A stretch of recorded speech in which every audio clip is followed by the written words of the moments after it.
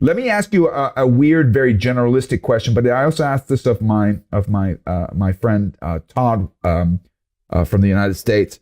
What do you? We talked about principle based. What do you see as the purpose, the overriding purpose of political leadership in a democratic country?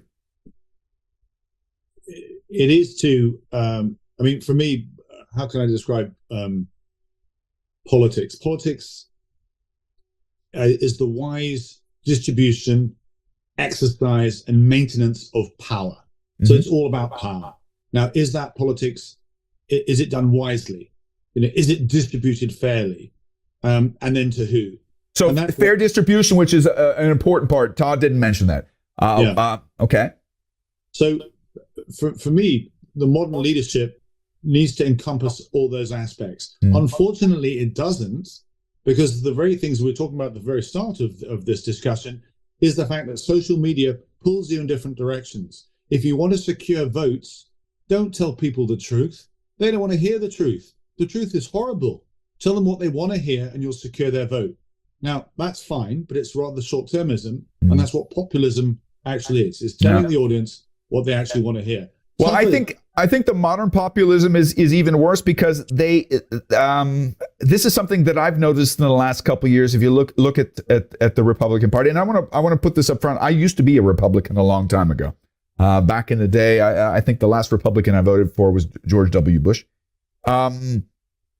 I couldn't consciously vote for them now for what they stand or claim to stand. But one of the things I've noticed is kind of a rhetorical polemic strategy that I keep seeing from the Republican Party is they will call out legitimate faults of society and in politics, that the media is controlled partly by politics and that media is not always honest.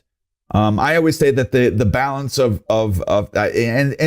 we can talk about this. I think this is important because I think the fourth branch of the checks and balances is the media.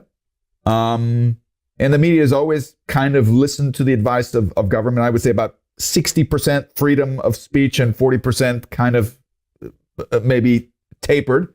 And they call this out and they say, oh, we need freedom of speech. And I just recently heard one politician in the United States say, yeah, we're gonna dismantle the education system because we have such a terrible education system in the United States.